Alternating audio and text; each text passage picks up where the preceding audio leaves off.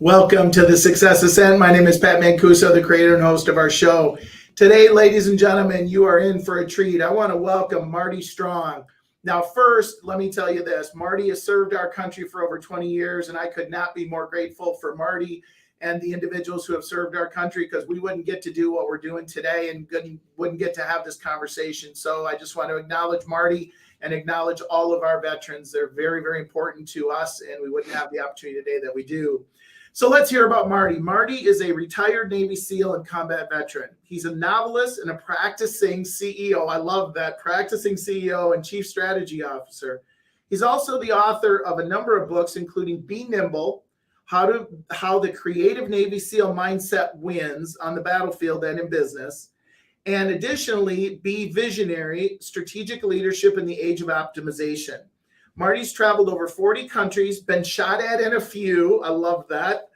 Survived cancer twice and experienced loss of his oldest son. He has spent a lifetime of hitting challenges head on and succeeding in 3 professions, anticipating crisis and leading through crisis and chaos. So Marty, welcome to the show. And thanks for having me, Pat. So, I think we're going to have an amazing conversation today. And before we get started, though, I always like to have some fun with my guests and say, so that was Marty on paper. Tell us something about Marty that either, somebody might not know, or something fun about Marty.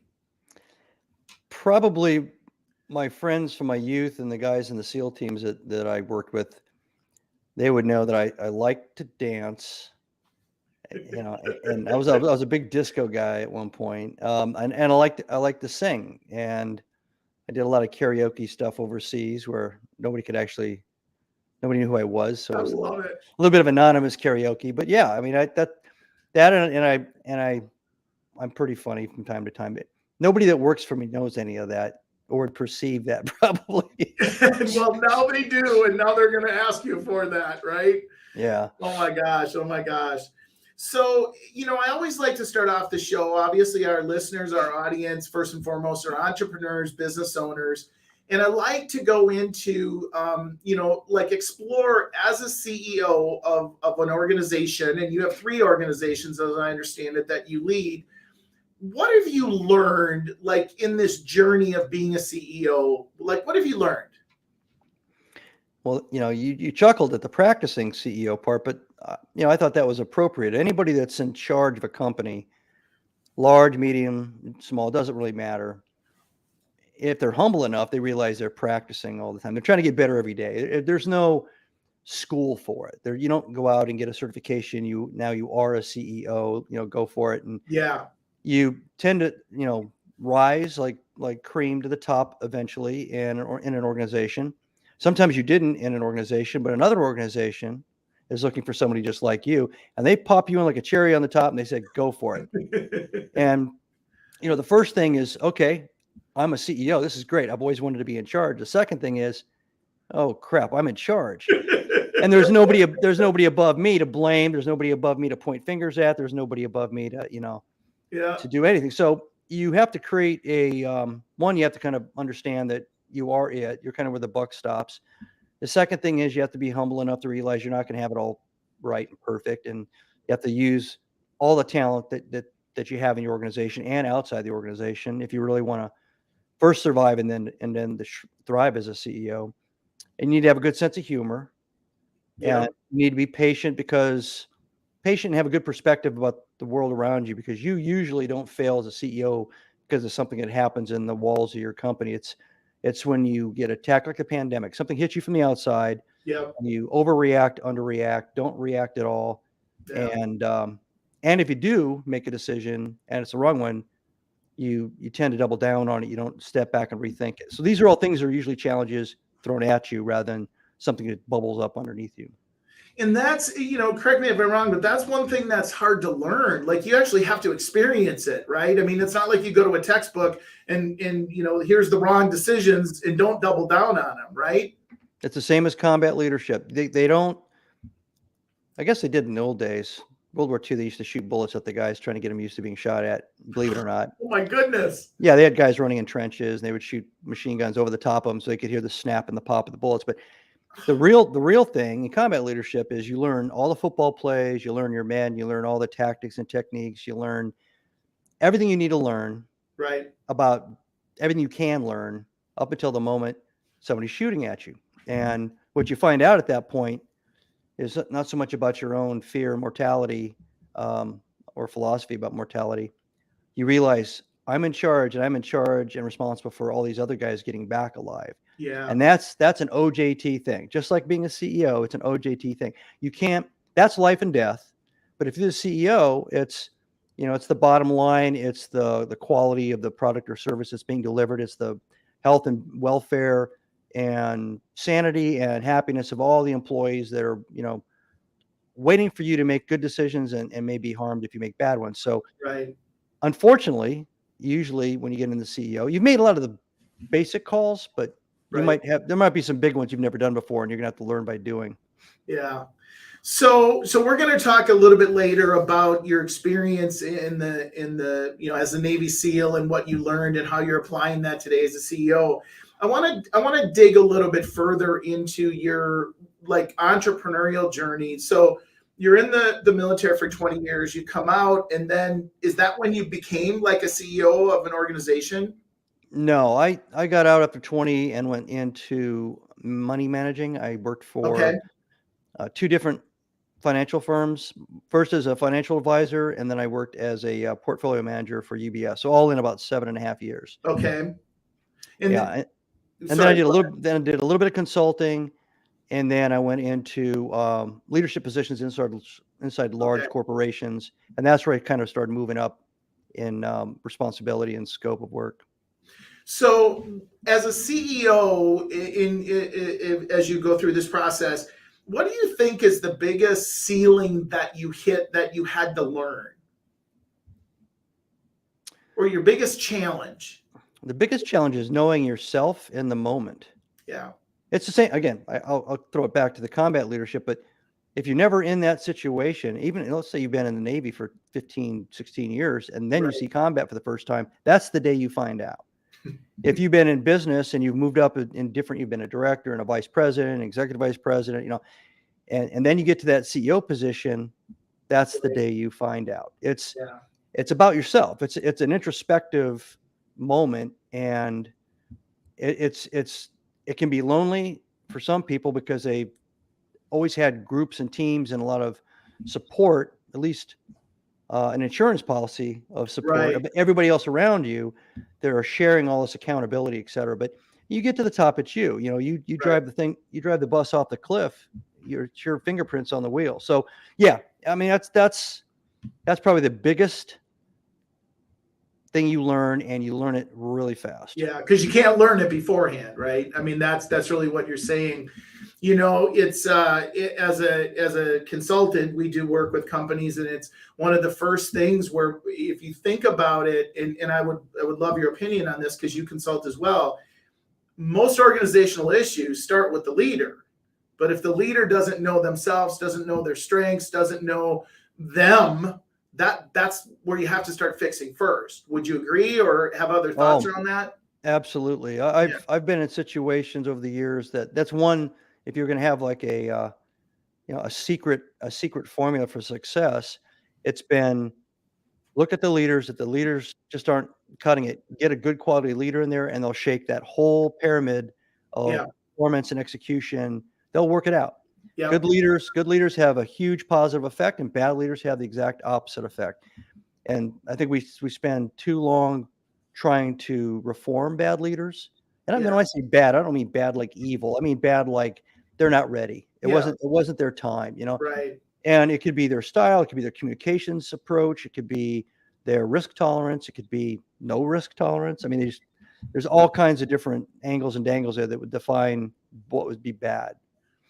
Do you think this is just a question, and again, I don't want to jump too far into what you're doing now, but I've had the opportunity to talk and interview a few leaders on our podcast, and come in contact with folks that were in the military, leaders specifically. The training that you all go through. I mean, you mentioned earlier that a leader has got the lives of their followers, if you may, the people that they're leading in their hands. Do you think that gives a different perspective? Although it's not life and death in a business, there really are some, significant implications.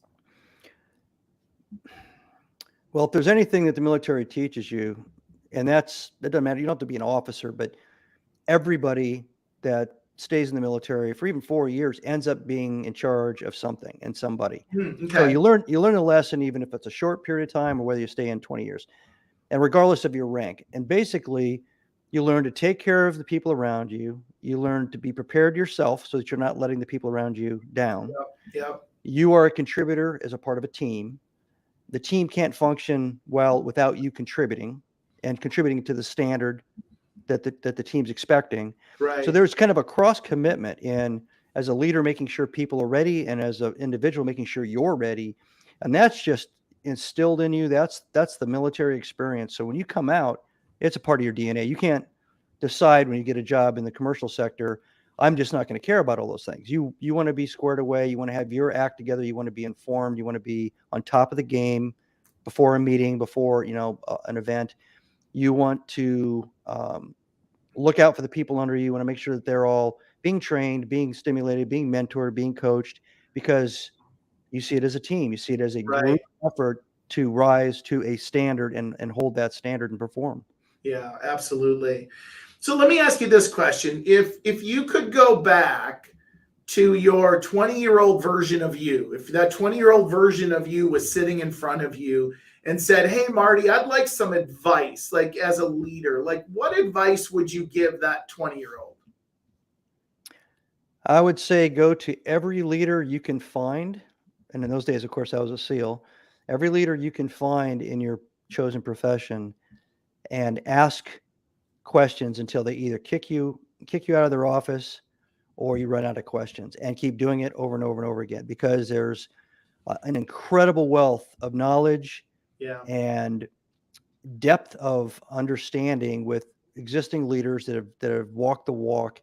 And all the things we're talking about here in a very short period of time, if you walk up there and you're humble and you say, look, I just want to learn, tell me what you know, tell me what you can tell me. I did that later more, especially when I became a young officer, because there weren't any books about some of the things I was running into. Even in the military, there was a lot of, how complicated do you plan a mission? Is there a scale of 1 to 10 on complicated? Do you make it super, super simple like Fred Flintstone, or do you go all the way to Jetsons level and make it super cool and complicated? Well, there's pros and cons to all of that. And nobody was really explaining that. Nobody was saying you should have a philosophy that's here, a level 7. And, so I went around, started talking to people. Yeah. And these people were from lots of different periods of time in the SEAL teams and had a lot of different kinds of experience in Vietnam and other places. And there's some common truths that you pick up after you've asked the same questions over and over again. And then you pick up the kind of nuance and the difference in their particular experience and the journey they took. Yeah, I would have started much earlier. 20 years old would have been good, instead of maybe 27, 28. Yeah, and I would have been ahead of the game if I did that. So I'm going to put you on the spot. I apologize, but I love to do this. And I know you'll be able to handle it, because if you were SEAL, you can handle anything, right? If there were 1 or 2 questions that you would coach somebody to ask a leader, if they had that opportunity to interview the leader and gain knowledge, any questions kind of rise to the top?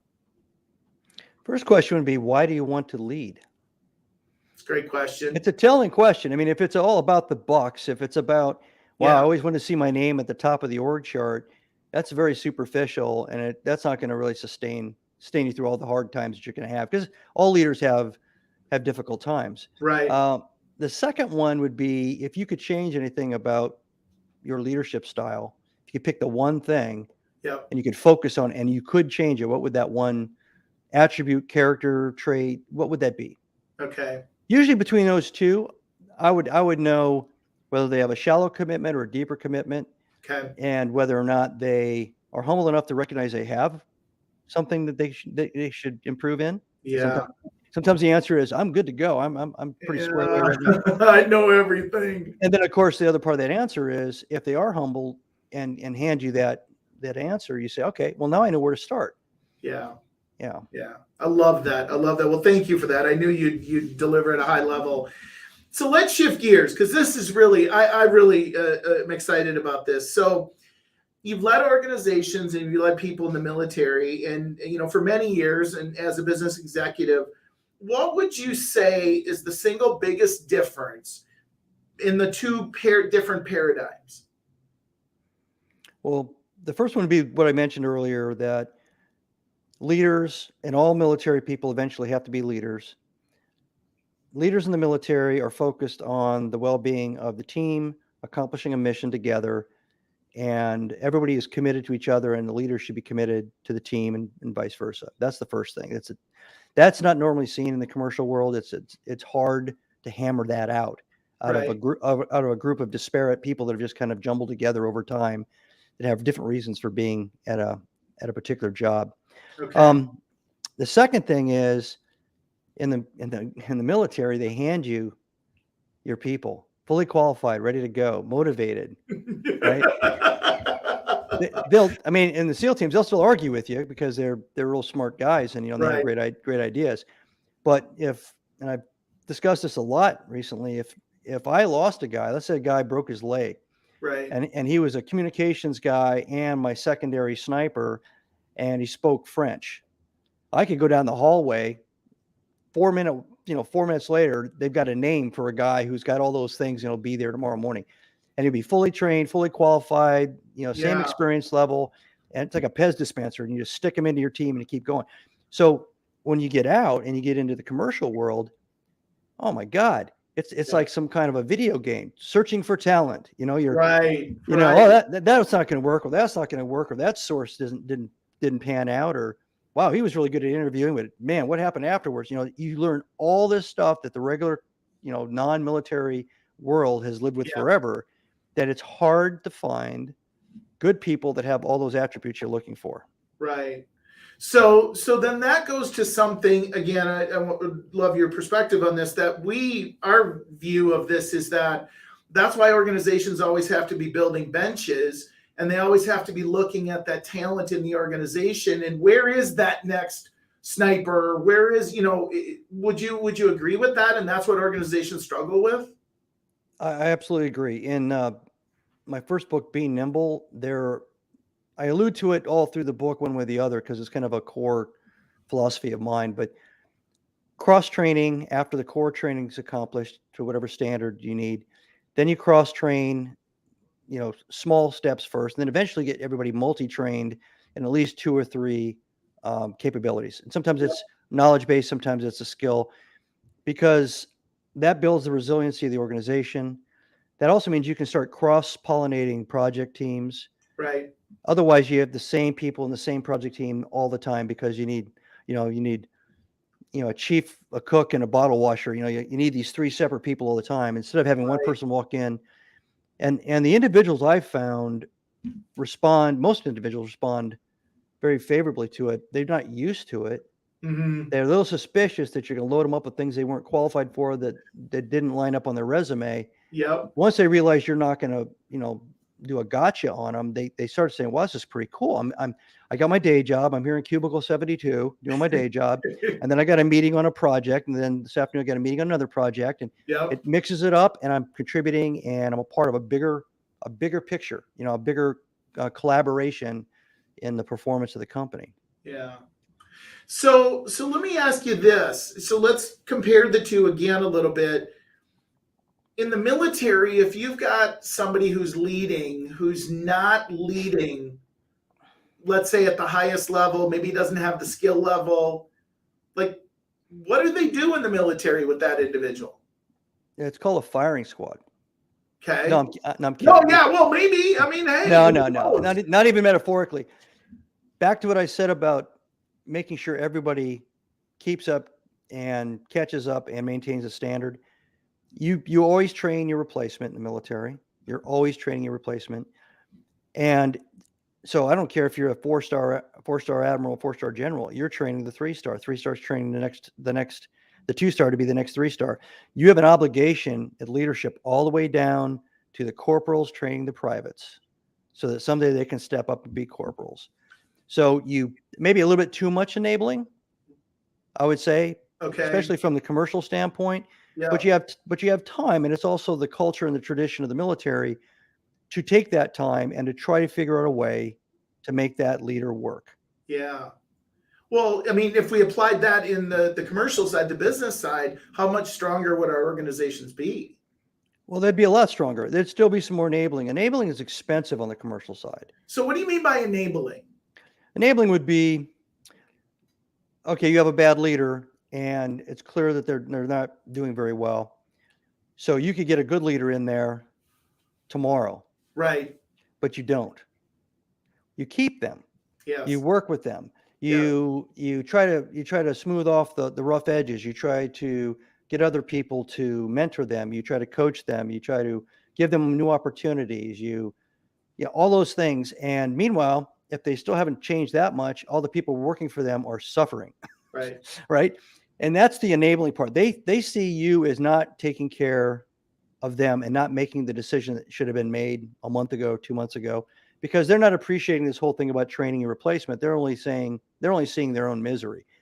So, but it takes time to do that. And it's expensive in the commercial arena. Right. To spend all that time. It could be expensive as a cascading effect on other operations and things, not just the time that you're spending as a leader with another leader sitting in a room and not managing the business you're in there.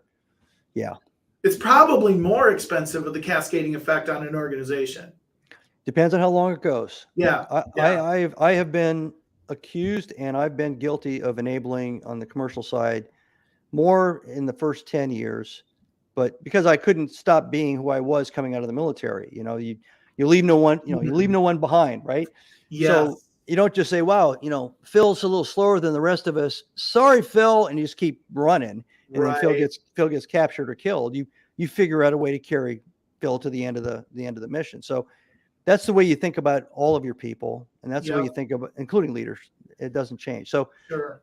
So I probably hang on too long. I've probably hung on. I know I've hung on too long in my professional past outside of the military. But that's just the way I was. No, that was the way you were programmed for 20 years, right? And I mean, and that programming, I mean, that was the life and death, right? And so I get that. So then let me ask you this around that. So what caused you then to have that like aha moment or flip that switch and go, yeah, that's what we did in the military, but we can't do that here the same way?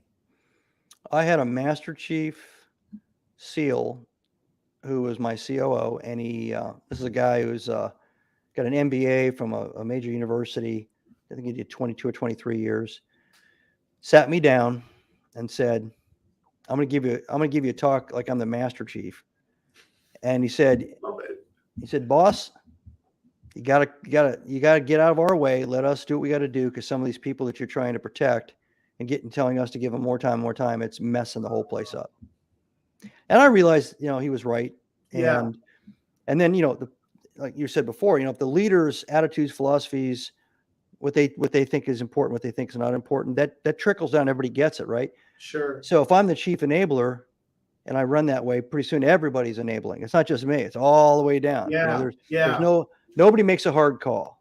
So because Marty's not going to make a hard call, he's going to try to repurpose this person 6 different ways before it's too late. So there's a balance. I think I don't think you have to go to you jettison everybody with with some kind of a diabolical device. You just push a button and they're gone. You replace them. The floor trap, right? Boom, they're gone. But I also realized that the best place to avoid that whole dynamic is the job design, and where you put that job in the organization, and the early vetting and recruiting process. Measure 15 times before you hire. Because if you bring somebody in that's a cultural fit, energy fit, technical fit, all those kinds of things, the likelihood they're going to need to be, the beneficiary of enabling is really, really low. Yeah, absolutely. Well, it's all the work up front. So you're doing a lot of great work today, obviously writing books. Now, tell me what the biggest things you're teaching organizations and leaders right now about dealing with chaos. Because clearly we have a little bit of chaos, right? I mean, we won't even get into the last couple of years and just all the social things. And So what are the big things you're teaching leaders right now? My primary, I guess, method is to explain to people that they need to take time to think of the big picture every day, which most don't. Most businesses don't have strategies, and if they have strategies, they're written and put on a shelf and they're never looked at. And they're Okay. not usually true strategies. They're usually just a list of Tactics. metrics and financial numbers, and that's it. Sure. Strategy, we're going to become the number one, whatever we're going to be within 36 months in, quality and culture and this and that. Okay. That's a bunch of noble aims. Right. But usually organizations are so busy, especially nowadays, they're so busy. There's so much competition. Things are moving so fast. They feel it's a luxury to take a couple of minutes at any time, Yeah. and think of the big picture. Look at the horizon, do a 360-degree kind of turn. Who am I up against? Who are my allies? Who are the competitors that are eating my lunch? Who's on the horizon that could eat my lunch? What are the opportunities laying out there? Yep. And then, and then pull yourself back in to the day. And if you start doing that as a habit, as a leader, you'll find that within about a month, you'll start recognizing everybody around you and everybody below you, and maybe some of the people above you, have no horizontal perspective. They're all focused on what we call in the teams the short target, the 3-foot target. So, Okay. if your to-do list only goes to Friday, you're definitely one of those people. And you don't have to be a CEO to think strategically and think, I guess, aspirationally. Right. So, my second book, Be Visionary, is a big focus on that, because optimization, which is measuring and metrics and KPIs and all these things, has actually kind of distorted management to where it's all about, counting how many chickens are in the coop, Right. how many feathers there are in the chicken. So I basically make a case that optimization is actually kind of the enemy of strategic thinking and visionary thinking. Take the time. I suggest 20 minutes a day.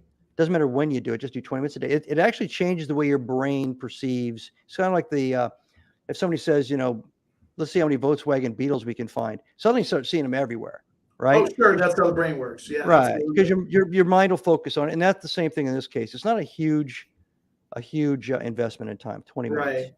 Yeah. Well, 20 minutes a day, 5 days a week, 4 weeks a month, 12 months a year adds up, right? And most people don't do 20 minutes a day in a year, right? So, I mean, yeah, it seems like a small number, and yet it's a big number. Oh my gosh, we could probably talk to you for hours. I know I could. So let me shift gears. What's the best advice that you've ever been given? The best advice I've ever been given is, when you don't know something, ask.